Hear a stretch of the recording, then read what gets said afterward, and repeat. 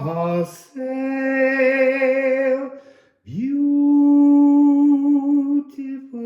people. So Pluto's moved, so have I. So I've moved from Dol de Bretagne to Le Thiel de Bretagne. And I'm really not sure how you say that. So I've come here because there is the most amazing dolmen. I've got something in my mouth. Hang on. That's better. Yes, it's called La Roche aux Filles, the Rock of the Fairies. So I'm going to walk there tomorrow, but the guy who's hosting me here told me it might snow and that I have inappropriate footwear. And I just said, it's the only shoes I've got, so I'm walking there in them. Because I'm going to get to this dolmen. It's 20 meters long. It's calling to us and it wants some singing. So I've just arrived. He's dropped me off and he's gone back to work. So I'm sitting here in this house, in this space that's my room. I tried to do one in the lounge, but the lighting wasn't strong enough. And I came in here, turned the light on and was like, ah. I thought, you'll be able to see the cards. So this is going to be a very rapid video because I feel so terrible that I didn't have anything for you this morning. So there's going to be no editing in this. I'm just going to shuffle a few cards.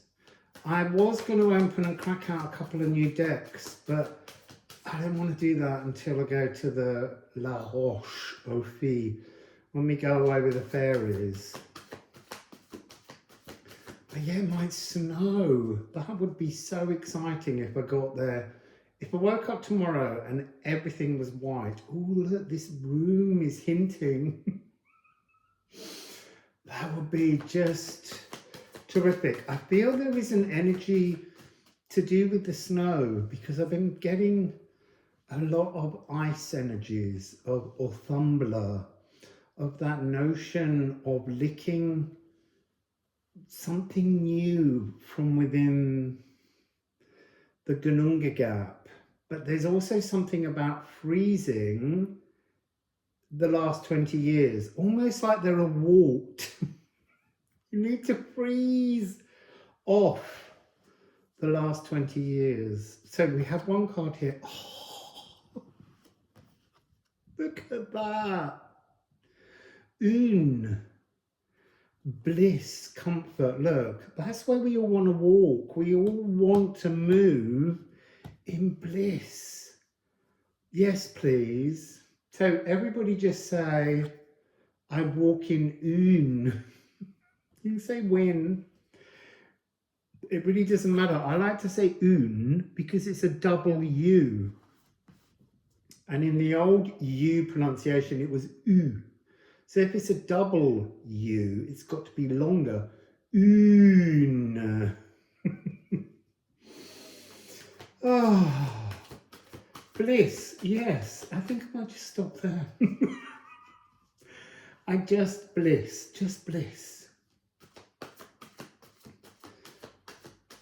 It's interesting, you see, they're drawing me to the energy of the white heart. And there's this, oh my God, maybe it will snow. Hela the Houri heart. Houri is a hoarfrost, a kind of wonderful, it's a special kind of frosty snow. I can't remember how it's created, but it's a particular atmospheric condition and it creates a kind of crystalline formed ice. I mean, it's a white heart as in deer in this card, but it's pulling me to the energy of the white heart, the Houri heart, Hela the Houri heart. It's interesting, I was pulled 2 cards this morning and they had some kind of reference, 13-9. It'll come back to me. I know one of them was Egelshamir. but I can't remember what the other one was that added to a 13, but it had something to do with what I'm picking up now. Oh, see, interesting, here is a 9, and here is Thorn. So Thorn is a giant portal. This is very much the energy. Oh my goodness, this really is the energy of that dolmen, the rock of the fairies. So listen, the fairy infested blackthorn briars call and pull you to their spiked, enchanting, entrancing entrance to the other place. Leaves and purple fruited sloes drop, and its naked, twisted, black skeleton shifts and shivers, revealing a giant gateway. Dare you? So I just came on a train to this place, and all of the stations had a French name, and then underneath the original Breton name. And it's just interesting, there was one place that was called Corps Nu, which was CORPS-NUDS, which kind of means naked bodies. So it's really interesting here that it says it's naked, twisted black skeleton of the hawthorn tree. And this last part of this poem, now see how clearing pain makes space for new treasures deeper in the heart. Getting very excited about La Roche-aux-Fées now. Oh no, let's take the other deck. As I said, it's only going to be a quick short one. I just want to, share with you. Tomorrow, we'll see whether I can get there, get back and edit it, or whether I go there and get snowed in. So we have lunar eclipse, which is an A and an E.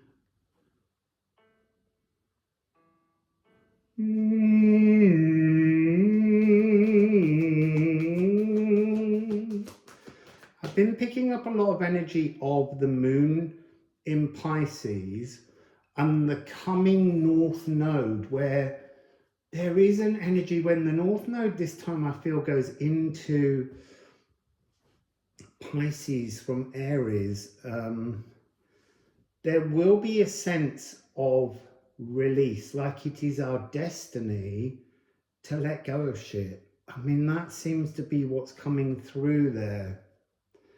And the south node being in Virgo is gonna open a huge crater for lots of really unwitnessed toxicity to be thrown away. See, look, this is interesting. Embers. So when we release the stuckness, we get the bliss of the golden path. This is really talking about all of us being able to step through this difficult shadowy portal, big portal. I say step through, you tune yourself to it and it tunes itself to you. It's like a kind of a merging. We've also got, lunar eclipse. When I was singing lunar eclipse earlier, it's an A minor. I missed out the C of the earth.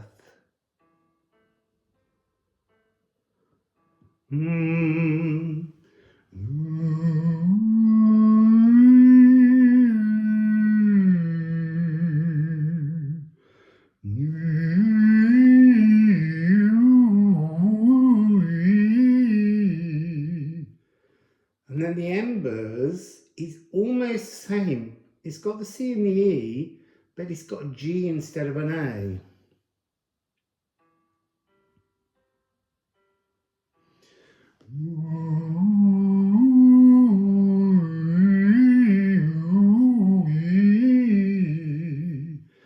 transition would be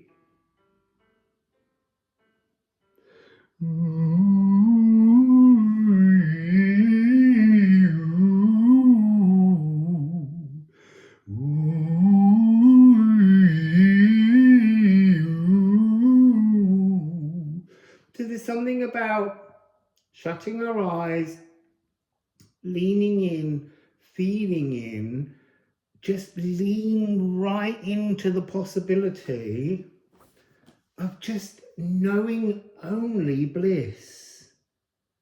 You see, one of the other energies I've been getting quite a lot in the last few days, as the compression of Pluto finally moving was becoming almost unbearable, I've been getting Six of Cups energy. Seven of Cups, sorry. Seven of Cups energy. So, you know, it's that image where there's all the different cups and they've got different options in them. And the message has been take your pick. But the message underneath that kind of generosity of take your pick, there's a kind of societal boundary, which is which cup do you pick? One only. You're only allowed one of the options. And the message that's coming through, which is really very much this Une and this Embers, the blissful golden pathway, it's saying that we've always been made to believe, and it's to do with gratitude, that you should be grateful for all the tiny mercies that life has given you. And actually the message that's coming through, which is when it says take your pick, just say I pick all of them. I want all of them. I want everything. I want this. I want bliss. I want the golden path. And if it means someone saying that's very greedy of you, well, so what? Be greedy. You know, there are people who have already picked all seven cups, and yet they're telling us we can only have one. So that's been coming through very strong. And then the final card, and I'm going to take it because it's staring at me on the bottom of the deck. I didn't realize I'd turned it over accidentally. Eros, love. So it's this notion that underneath everything there is love. Underneath all the thorns and the briars and the difficulties, there is love, but it's somehow how we witness it. Interesting. So look, if you look at the symbol of this rune, and now look at the symbol of this rune, it's the same, but here it's moved up. If you look at the symbol of this rune, if you were to turn this into here, it is bliss. There's not much difference between the gaping pain and the comforting bliss. But it requires us to walk through a shadow. We walk through that shadow and somehow we change our symbol, we change our meaning. You see, there's something here as well about these two energies. Being poked. You know, we poke a fire to try and encourage it to come back to life. And I think that's how this energy is going to begin. You're going to feel poked. Yeah, we didn't know that. We thought we would just get into Pluto in Aquarius and it would all be bliss. But we're going to be poked.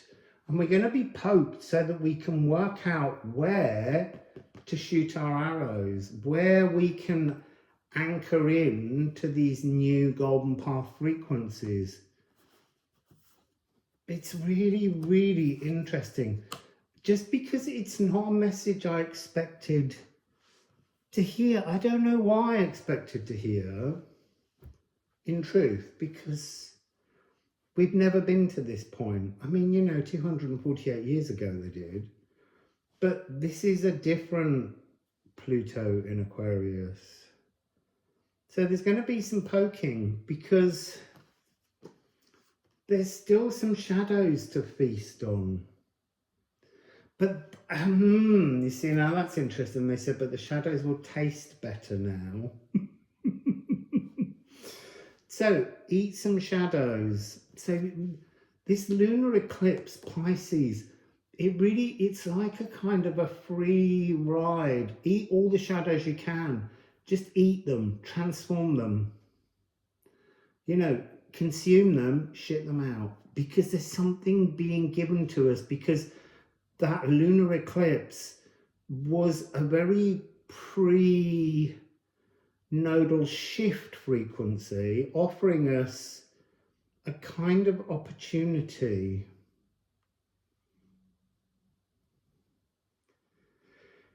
It's really fascinating. Just 6 little cards there with so much to say.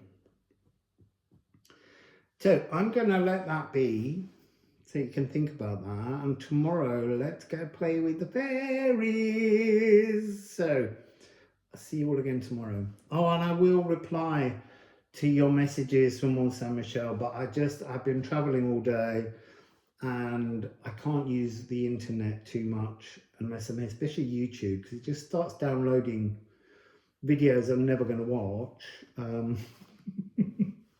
And it uses up all my data because I only get 5G while I'm in Europe. So, see you later. Wassail!